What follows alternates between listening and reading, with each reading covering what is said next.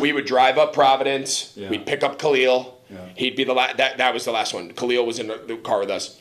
We would listen to we had funny joke, we'd listen to the same song at every intersection, and DA would have to stop at every green light because one time early in the year he stopped at a green light and we won. So then Remmers would be like, "You got to." So it just became stupid. Whatever.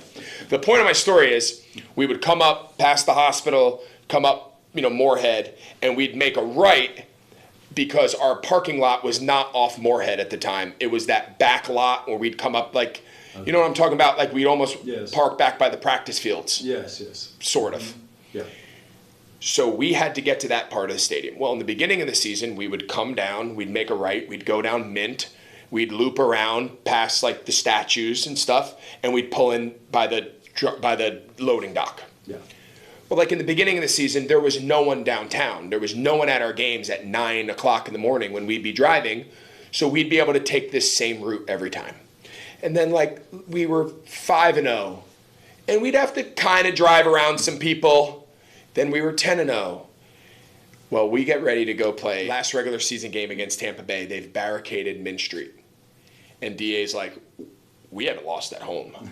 We're taking this route come hell or high water." They've blocked off only for pedestrian traffic on Mint out in front of the team store.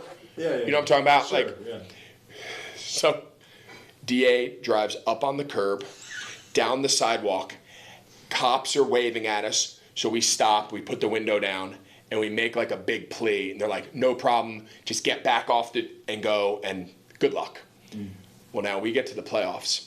And it's bedlam. It's tailgates, it's pregame parties. You cannot get down Moorhead, let alone Mint Street, let alone anywhere around Bank of America Stadium. So we're plotting on the way there. We're they're going to make us go around the whole stadium, but we can't. We take the same route every time. So we got Luke in the back, and Luke, he's sitting in the back. We're all right, here's what we're going to do. We're going to pull up on the first cop we find, and we're going to tell him it's Luke. And that Luke has to take, so we make this whole plan. So we find this cop, and to his credit, he got in his car, he moved it, they moved the barricades, and they police escorted us through a sea of people. And they, very slowly, and they weaved us through because we told them, we're this is our route. We have to go this way. The point of the story is, week 1, there's no barricades, there's no people, there's nowhere. We could have driven onto the field if we wanted to. And 3 months later, we're getting police escorted because there's so many people, so many parties, so many tailgates, but we've got our route that we set that we have to take, and we're getting police escorted through this park, through the roads around to get to our parking lot on game day was unheard of. That's great.